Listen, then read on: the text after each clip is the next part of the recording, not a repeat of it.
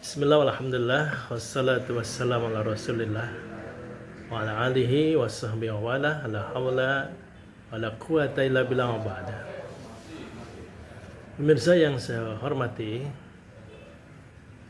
2 hari lalu atau tepatnya hari Kamis tanggal 13 Juni 2024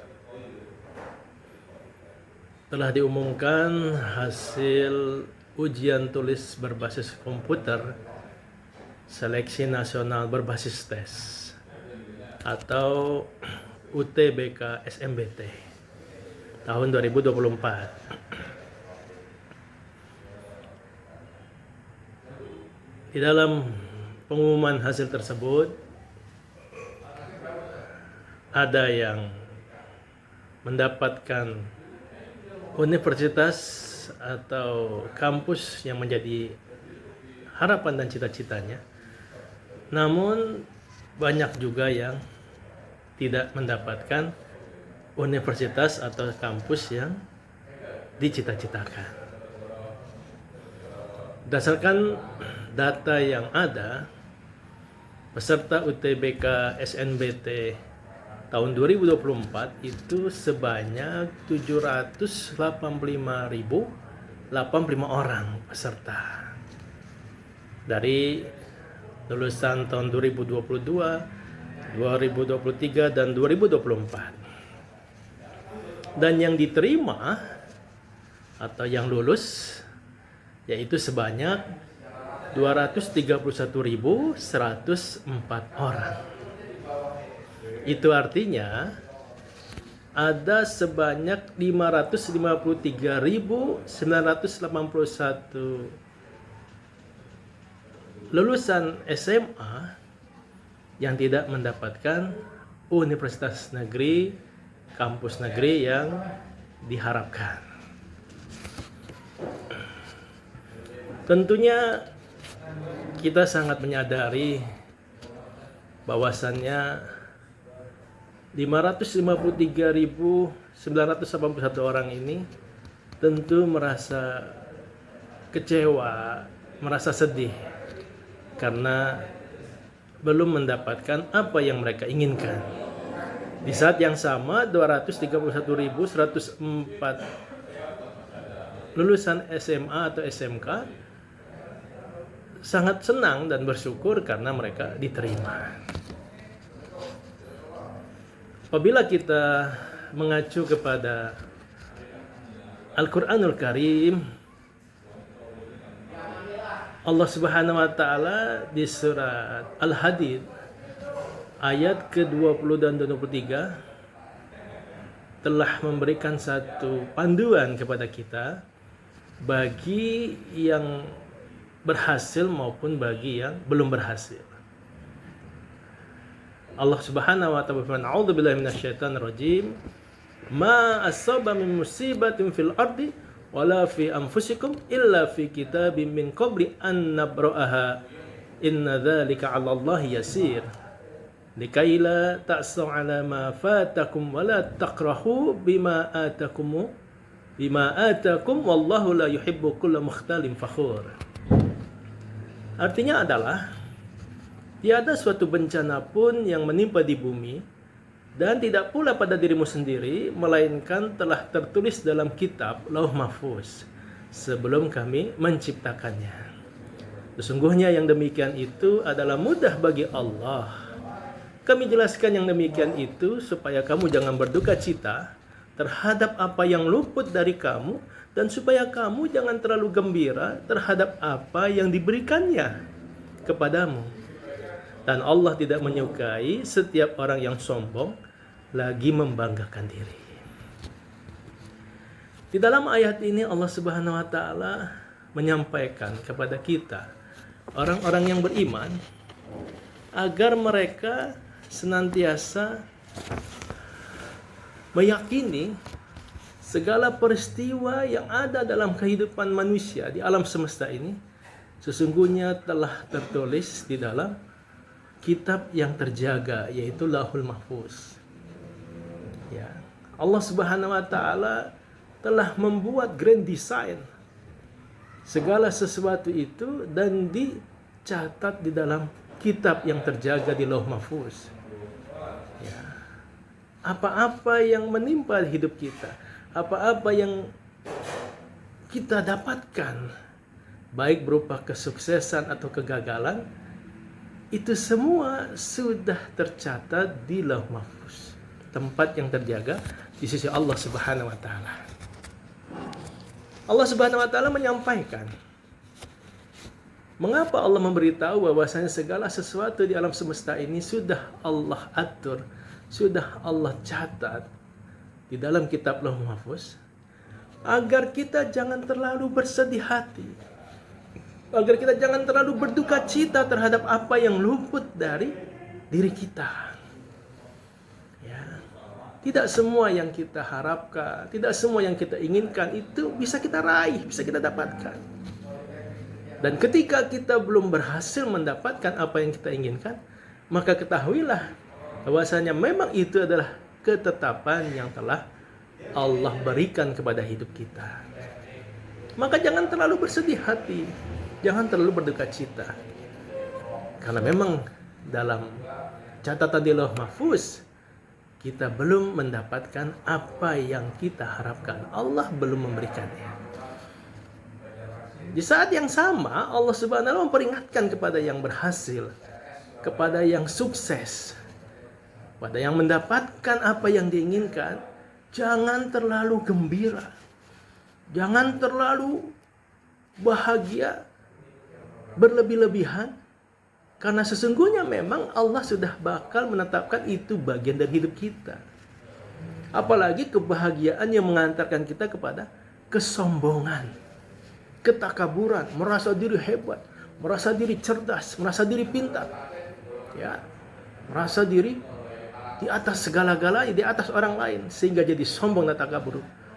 Allah mengatakan, Allah tidak menyukai setiap orang yang sombong lagi membanggakan diri. Ya, jadi di dalam ayat Al-Hadid 22 dan 23 ini kita diberikan satu pengarahan dari Allah Subhanahu wa taala. Segala sesuatu di dalam hidup ini sudah Allah atur dan Allah catat di dalam kitab Lauh Mahfuz.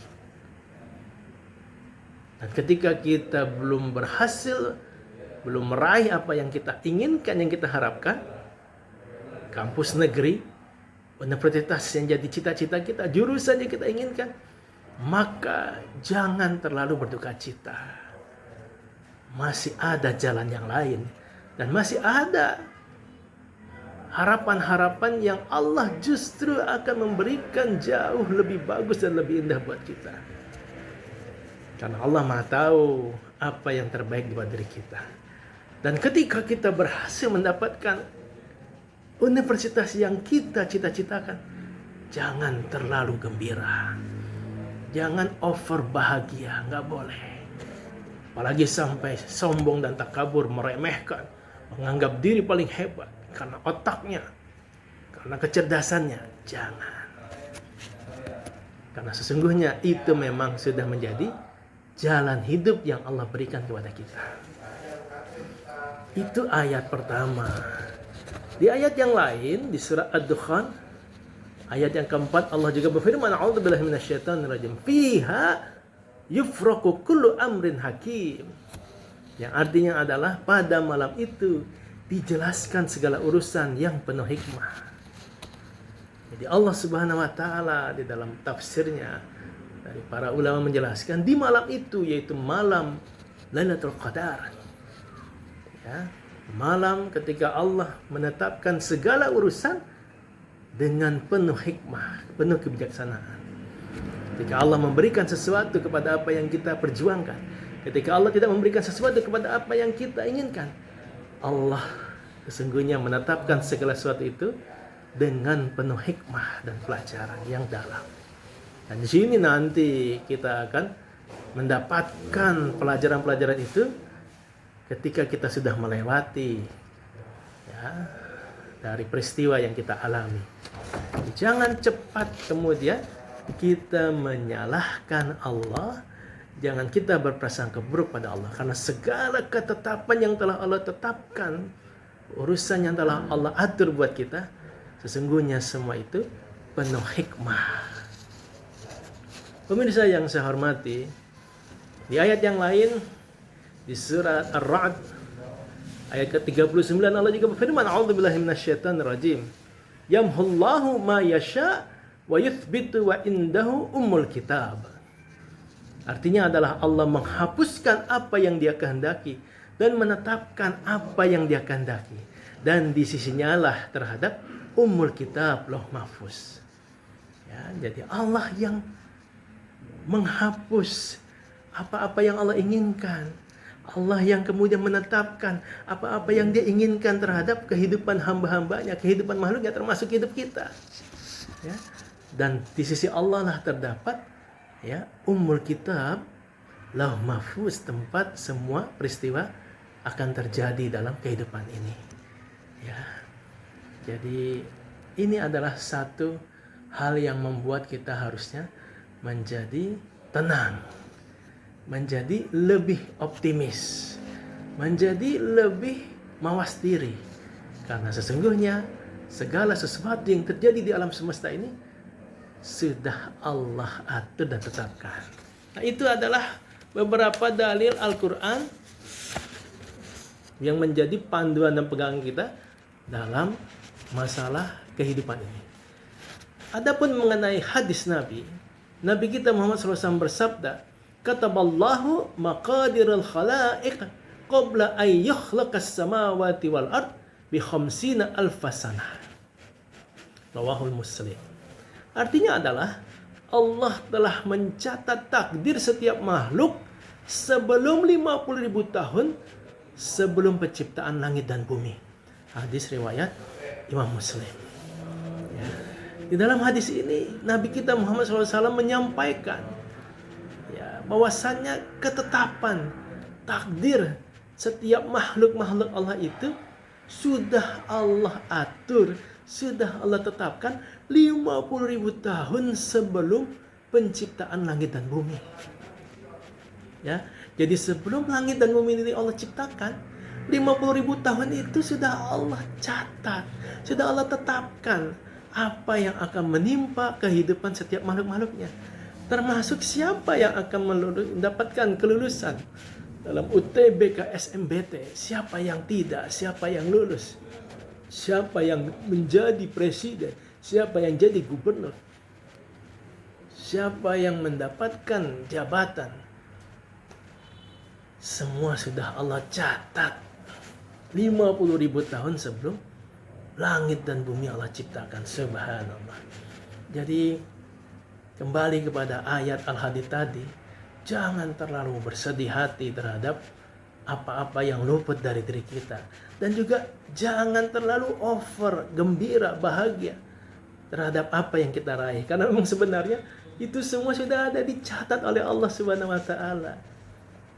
Tidak perlu kita merasa terlalu bersedih-sedih ya, terlalu mengibah diri, dan juga jangan terlalu bangga dan bahagia, karena memang itu semua sudah Allah tetapkan 50.000 tahun sebelum alam semesta ini Allah ciptakan.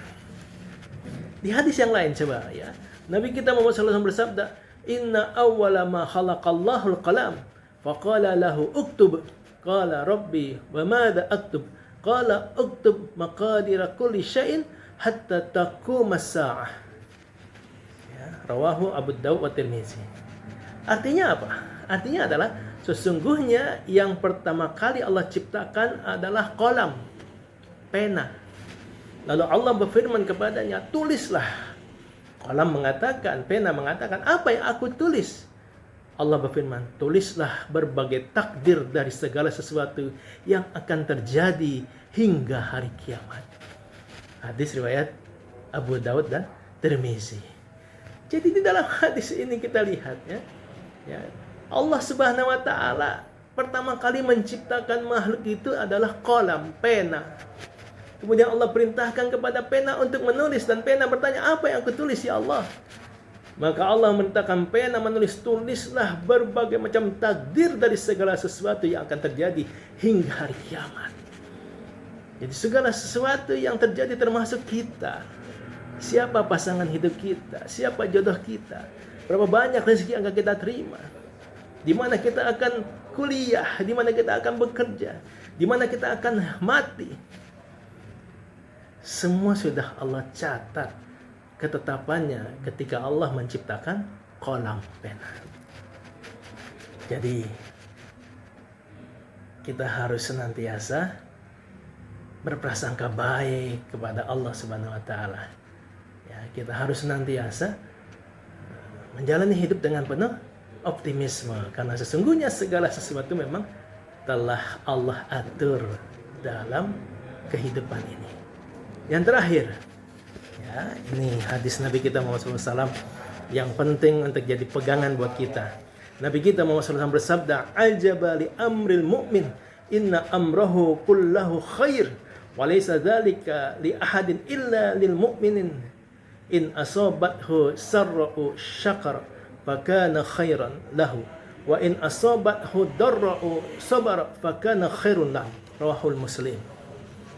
Ya, artinya adalah sungguh menakjubkan keadaan seorang mukmin.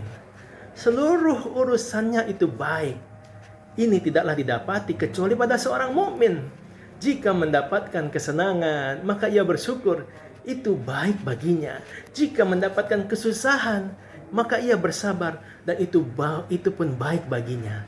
Hadis riwayat Muslim. Jadi di dalam hadis ini, Allah menyampaikannya kepada Nabi kita Muhammad SAW. Sesungguhnya keadaan orang beriman itu selalu menakjubkan. Karena seluruh urusan orang beriman itu baik baginya. Dan itu tidak didapati kecuali hanya bagi orang-orang yang beriman kepada Allah dan Rasul-Nya. Hanya didapati bagi orang mukmin, orang beriman. Jika dia mendapatkan kesenangan, kesuksesan, kebahagiaan, maka dia bersyukur dan itu baik baginya. Jika dia mendapatkan kesusahan, kesulitan, kegagalan, maka ia bersabar dan itu baik baginya. Tidak ada keadaan lain bagi orang-orang beriman. Jadi dalam hadis ini keadaan orang beriman hanya dua saja dalam hidupnya. Segala sesuatu yang menimpa hidupnya dari dia mulai akil balik sampai dia wafat. Hanya dua keadaan orang beriman. Ketika diberi kenikmatan oleh Allah, kesenangan, kebahagiaan, dia bersyukur, itu baik baginya. Ketika dia mendapatkan kesusahan, kesulitan, kegagalan, maka dia bersabar. Dan itu pun baik bagi dia. Tidak ada posisi yang ketiga, tidak ada. Hanya dua. Berhasil, sukses, senang, bahagia, dia bersyukur. Gagal, kesulitan, mengalami hambatan, dia bersabar. Dia dalam kondisi baik. Baik dua-duanya. Jadi teman-temanku, para lulusan SMA SMK yang belum berhasil, ya bersabar. Ikhtiar lagi. Kejar terus cita-cita, ya, dan Allah akan memberikan jalannya sesuai dengan apa yang Allah inginkan. Kita hanya diperintahkan ikhtiar. Kita hanya diperintahkan untuk berusaha. Nanti Allah akan berikan yang terbaik dan kita akan bersyukur setelah kita mengetahui hikmah di baliknya. Dan bagi yang sukses berhasil, yuk banyak bersyukur pada Allah. Ucapkan hamdalah. Kemudian banyak mengingat nikmat Allah. Jangan jadi orang yang lupa diri, sombong takabur, karena ini bisa membawa murka Allah Subhanahu wa taala. Orang sombong walaupun setitik debu tidak akan bisa masuk surganya Allah Subhanahu wa taala. Demikian sedikit tausiah dari Al-Fakir Muhammad Rabiul Yatim, mudah-mudahan bermanfaat. Wabillahi taufiq wal hidayah. Assalamualaikum warahmatullahi wabarakatuh.